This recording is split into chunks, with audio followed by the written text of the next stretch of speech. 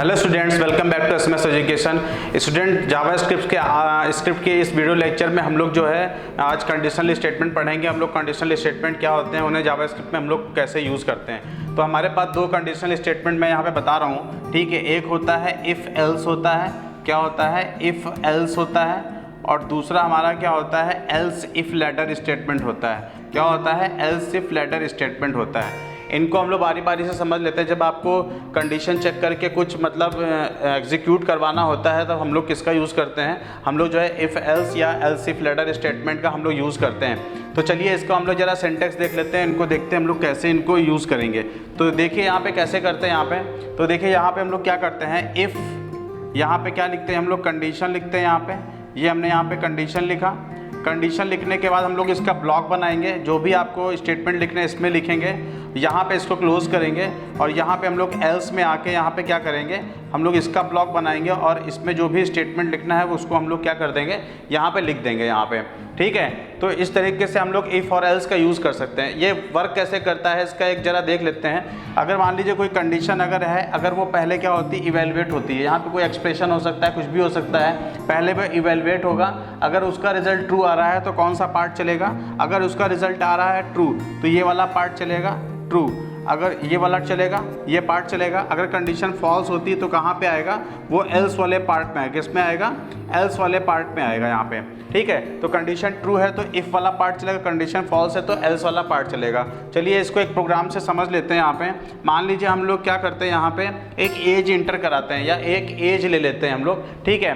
तो हम लोग कैसे एज यहाँ पे हम लोग कैसे करा सकते हैं इसको यहाँ पे, ठीक है। तो मान लीजिए हमने यहाँ पे वेर एक एज ले लिया, एक एज ले लेता हूँ मैं यहाँ पे is equal to parse I N T, ठीक है। और यहाँ पे मैं क्या ले लेता हूँ, प्रॉम्प्ट ले लेता हूँ। क्या ले लेता हूँ, प्रॉम्प्ट। प्रॉम्प्ट का यूज़ बताया नहीं है। बेसिकली प्रॉम्प्ट क्या होता है, हमें एक रेडीमेड एक क्या देता है, एक इनपुट बॉक्स देता है। जावास्क्रिप्ट की तरफ से ये क्या देता है, हमें एक रेडी इनपुट बॉक्स देता है, जहाँ पे हम लोग क्या कर सकते हैं, यूज़र के द्वारा क्या कर सकते हैं, हम लोग इनपुट दे सकते हैं। क्या दे सकते हैं, इनपुट। तो प्रॉम्प्ट एक क्या तरह का बॉक्स है, टेक्स्ट बॉक्स है। तो यहाँ पे लिख लेते हैं एंटर एज लिख देते हैं। यहाँ पे एंटर, यहाँ पे मैं क्या लिख दूंगा, एज लिख दूंगा। क्या लिख दूंगा, एज। और इसको मैं यहीं पे क्या कर दूंगा, क्लोज कर दूंगा। INT इसलिए लगाया है कि जो भी वैल्यू हम लोग टेक्स्ट बॉक्स में वैल्यू जाएगी वो टेक्स्ट जाएगी। ये पार्स INT इसकी टाइप कास्टिंग कर देगा, उसको किस में कन्वर्ट कर देगा, उसको एक इंटीजर में कन्वर्ट कर देगा या नंबर में कन्वर्ट कर देगा। अब हम लोग क्या करते हैं, यहाँ पे इफ़ की कंडीशन लगाते हैं। यहाँ पे इफ़ एज, अगर हमने यहाँ पे ग्रेटर देन और इज इक्वल टू 18 दे रखी है, ठीक है, तो हमें क्या प्रिंट कराना है, हमें अलर्ट देना है। हमें क्या देना है, अलर्ट देना है, यू कैन वोट। हम क्या देना है, अलर्ट, यानी एक हमें आउटपुट देना है, यू कैन वोट, ठीक है। इसको क्लोज करते हैं, फिर एल्स पार्ट में आ जाते हैं। किस में आ जाते हैं, एल्स पार्ट में। इस पे अलर्ट दे देते हैं यहाँ पे, यू कांट वोट। यहाँ पे क्या देते हैं, यू कांट वोट। ये यहाँ पे, ये इस तरीके से यहाँ पे इसको यहाँ पे क्लोज करेंगे। तो यहाँ पे क्या है, मान लीजिए एज हमने 18 इंटर किया हुआ है। यहाँ पे कंपेयर होगा, कंडीशन ये इवेलुएट होगी। अगर कंडीशन ट्रू हो रही है तो ये क्या करेगा, ये पार्ट कर देगा, ये पार्ट प्रिंट कर देगा। अदरवाइज कौन सा पार्ट प्रिंट करेगा, हमारा एल्स पार्ट प्रिंट करेगा। कहने का मतलब है, अगर कहते हैं कि अगर मैं रोज़ स्कूल जाऊँगा तो मैं फर्स्ट आऊँगा, अगर स्कूल नहीं जाऊँगा तो मैं फेल हो जाऊँगा। तो बिल्कुल वही है, अगर मेरी एज क्या है, 18 से ज़्यादा और बराबर है तो मैं वोट कर सकता हूँ। अगर मेरी एज 18 से लेस है तो मैं वोट नहीं कर सकता हूँ। तो आप इस तरह से इफ़ और एल्स को क्या कर सकते हैं, यूज़ कर सकते हैं। ट्रू कंडीशन है तो इफ पार्ट, फॉल्स है तो कौन सा पार्ट चलेगा, एल्स पार्ट चलेगा। तो इस तरीके से हम लोग कंडीशन टेस्ट करने के लिए और रिजल्ट को एवेलुएट करने के लिए हम लोग क्या यूज़ करते हैं, हम लोग इफ़ और एल्स का हम लोग यूज़ करते हैं। अब हम लोग नेक्स्ट पे आ जाते हैं, एल्स इफ लेटर स्टेटमेंट पे आ जाते हैं। किस पे आते हैं, एल्स इफ लेटर स्टेटमेंट पे आ जाएंगे। एल्स इफ लेटर स्टेटमेंट क्या होता है, देखिए उसमें होता क्या है, जब हमारे पास मल्टी वे डिसीजंस होते हैं तो हम लोग किसका यूज़ करते हैं, एल्स इफ लेटर स्टेटमेंट का यूज़ करते हैं। कैसे, पहले इसका सिंटेक्स देख लेते हैं। यहाँ पे क्या होता है, इफ़ यहाँ पे हम लोग यहाँ पे कंडीशन रखते हैं, यहाँ पे ये कंडीशन रखा है यहाँ पे, ठीक है। फिर एल्स इफ में आते हैं। किस में आते हैं, एल्स इफ में। यहाँ भी हम लोग क्या देते हैं, कंडीशन देते हैं। यहाँ पे ये कंडीशन दे दिया।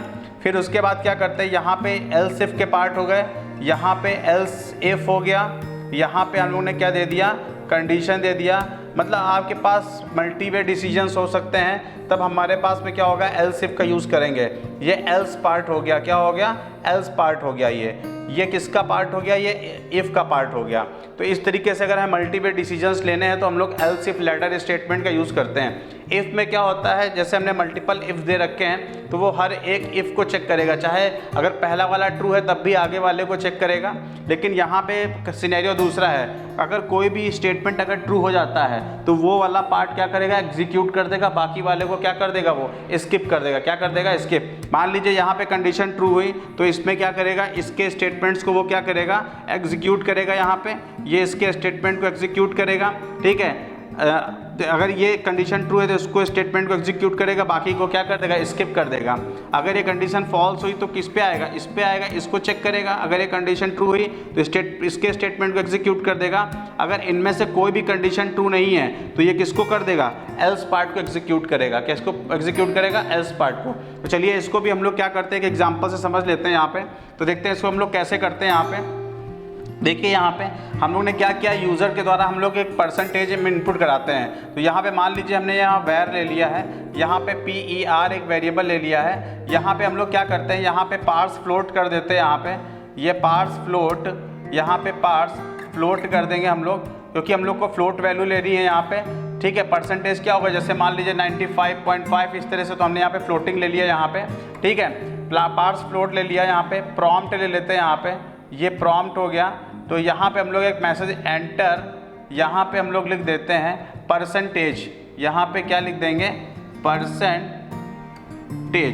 यहाँ पे हम लोग इसको लिख के इस तरह से कर देते हैं। अब हम लोग कंडीशन लगाते हैं, इफ़ अगर परसेंटेज ग्रेटर देन और इज इक्वल टू क्या होता है, 70 होता है, तो क्या करेगा, वो अलर्ट दे देगा।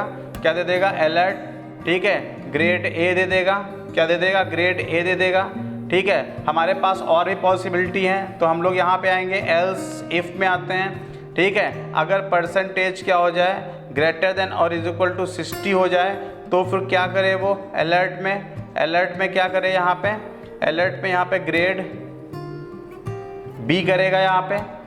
फिर यहाँ पे एल्स इफ में आ जाओ, एल्स इफ अगर परसेंटेज हमारा क्या है, ग्रेटर देन और इज इक्वल टू 50 है, यहाँ पे 50 है, तो ये क्या प्रिंट करेगा, अलर्ट में, यहाँ पे अलर्ट में क्या प्रिंट करेगा, ग्रेड सी प्रिंट करेगा, ग्रेड सी प्रिंट करेगा।